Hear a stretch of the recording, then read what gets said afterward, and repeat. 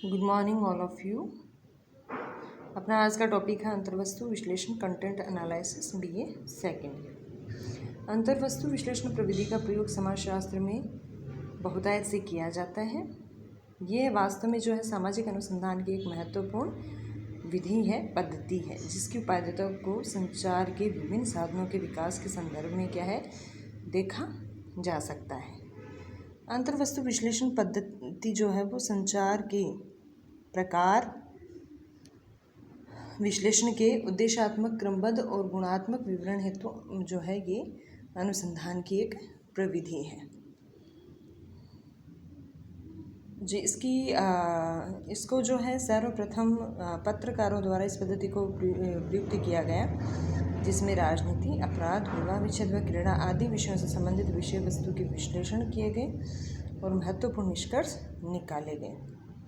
इस प्रविधि का प्रयोग साहित्य के क्षेत्र में, मनोविज्ञान के क्षेत्र में और सामाजिक विज्ञानों के क्षेत्र में मुख्य रूप से किया जा सकता है, जिसमें जो है विषय से संबंधित तथ्यों को गुणात्मक अथवा मात्रात्मक रूप में निश्चित श्रेणी में क्या है विकसित किया जा सकता है। तो ये जो अंतर्वस्तु विश्लेषणात्मक अध्ययन पद्धति सुव्यवस्थित अध्ययन पद्धति सामग्री के विवरणों की अपेक्षा अधिक स्पष्ट व्याख्या करने का प्रयास करती है, जिससे कि पाठकों और श्रोताओं को प्रदान की जाने वाली प्रेरणाओं की प्रकृति व सापेक्ष शक्ति को वस्तुनिष्ठ रूप में प्रकट किया जा सके। इसकी कुछ महत्वपूर्ण विशेषताएं हैं। पहली विशेषता है प्रवृत्तियों का वर्णन। जो अंतर्वस्तु विश्लेषण विधि की सबसे महत्वपूर्ण विशेषता है वो प्रवृत्तियों का वर्णन। इसके द्वारा संचार सामग्री में प्रवृत्तियों को ज्ञात किया जा सकता है। इसके द्वारा वस्तु की प्रकृति और परिवर्तन का वर्णन किया जा सकता है। ये विधि आज के संचार वस्तु माध्यम को समझने में विशेष रूप से उपयोगी है। सेकंड है उत्कृष्ट रचनाओं की खोज। अंतर्वस्तु विश्लेषण के द्वारा विभिन्न क्षेत्रों में जो प्रकाशित सामग्री में से उत्कृष्ट रचनाओं को खोजा जा सकता है। इसका उदाहरण फ्रांस, इंग्लैंड आदि में भौतिक शास्त्र के विकास का विश्लेषण इस विधि द्वारा करने पर कुछ नवीन तथ्यों की जानकारी जो है वो हमारे सामने आई थी। इस विधि के द्वारा वैज्ञानिक क्षेत्रों की जो उत्कृष्ट रचनाएं हैं वो सामने आती हैं तथा उसका लाभ ज्ञान के विकास करने में भी देखा जा सकता है। तीसरा है अंतर्राष्ट्रीय भिन्नताओं की अभिव्यक्ति। इस विधि द्वारा संचार माध्यम में विद्यमान अंतर्राष्ट्रीय भिन्नताओं को विश्लेषित करके स्पष्ट किया जा सकता है। सभी संचार माध्यम जो होते हैं जैसे रेडियो, दूरदर्शन, समाचार पत्र आदि में कौन कौन से समाचार आते हैं, उनका लोगों पर क्या प्रभाव पड़ता है। इस प्रकार के प्रश्नों का उत्तर अंतर्वस्तु विश्लेषण के द्वारा ज्ञात किया जा सकता है। फोर्थ है संचार माध्यमों की तुलना। भिन्न भिन्न संचार के माध्यम अलग अलग जनसमूह को भिन्न भिन्न मात्रा में प्रभावित और आकर्षित करते हैं।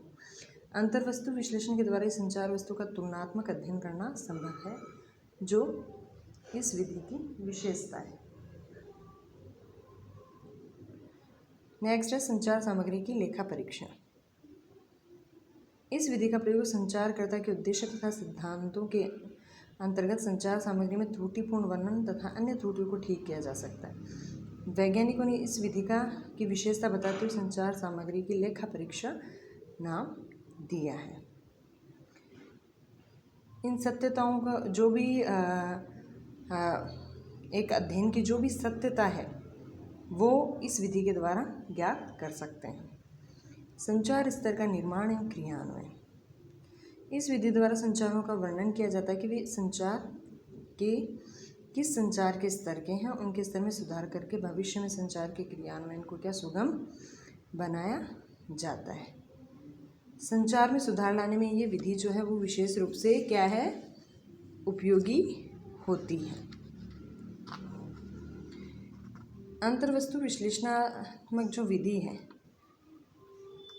उसकी कुछ कह सकते हैं कि मुख्य रूप से दो श्रेणियां होती हैं, ठीक है, या ये कह सकते हैं कि अंतर्वस्तु विश्लेषण को दो श्रेणियों में बांटा जा सकता है। फर्स्ट क्या कहा गया है और सेकंड कैसे कहा गया है, ठीक है। क्या कहा गया श्रेणी में निम्नलिखित 10 श्रेणियाँ निश्चित की गई हैं।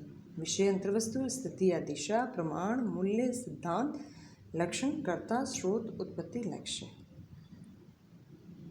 फर्स्ट है विषय अंतर्वस्तु। अंतर्वस्तु विश्लेषण में प्रयुक्त की जाने वाली श्रेणियों में सबसे प्रमुख सामान्य श्रेणी मानी जाती है।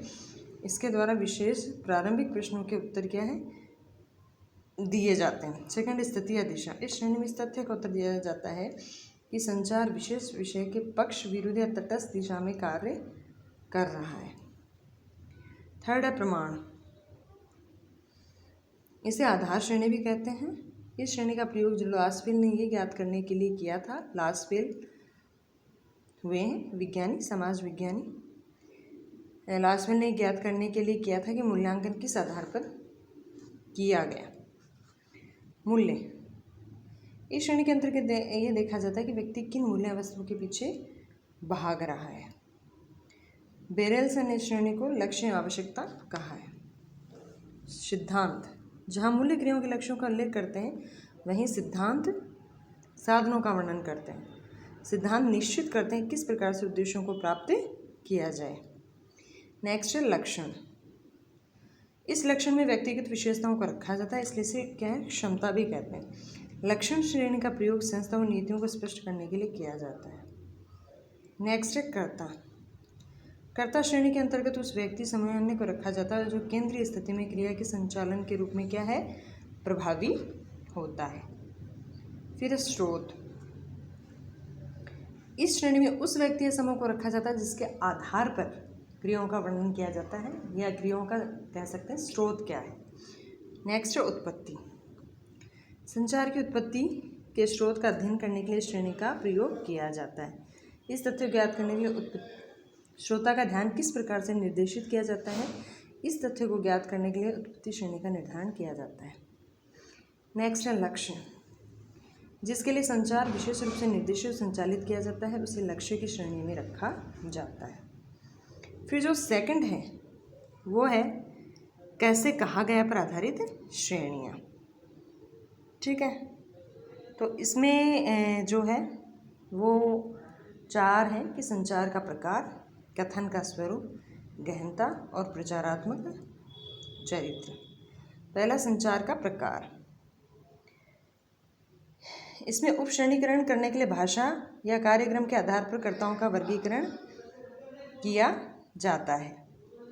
उदाहरण के रूप में आकाशवाणी के कार्यक्रम जो होते हैं और अंतर्राष्ट्रीय भाषाओं के आधार पर श्रोताओं का वर्गीकरण करना, जैसे भी अंग्रेजी, जर्मन जो भी हैं, इटालियन भाषाओं के आधार पर वर्गीकरण करना। आकाशवाणी सामग्री का विश्लेषण, शास्त्रीय जो संगीत होते हैं, नाटक होते हैं आदि के आधार पर विभिन्न कर्ताओं का वर्गीकरण। सेकंड, कथन का स्वरूप। इसमें वर्गीकरण व्याकरण वाक्य रचना के नियमों के आधार पर होता है। इसमें 3 उप वर्गीकरण होते हैं, तथ्य कथन, चयनित और समीकरण कथन। थर्ड है गहनता। ये वह श्रेणी है जिसके अंतर्गत उत्तेजित मूल्य रखे जाते हैं जिनसे संचार होता है। इस श्रेणी को कभी कभी संवेगात्मक श्रेणी भी कहते हैं। नेक्स्ट है प्रचारात्मक चरित्र। इस श्रेणी में किसी वस्तु का उसके प्रचारात्मक चरित्र के आधार पर क्या है वर्गीकरण किया जाता है। तो इस प्रकार से कह सकते हैं कि सामाजिक विज्ञानों में क्या है जो अंतर्वस्तु विश्लेषण विधि है उसके द्वारा सामाजिक, आर्थिक, राजनीतिक आदि सभी क्षेत्रों में के सभी पक्षों का सरलतापूर्वक क्या है वैज्ञानिक अध्ययन किया जा सकता है। तो ये आज अपना कंटेंट एनालिसिस टॉपिक कंप्लीट हुआ। धन्यवाद।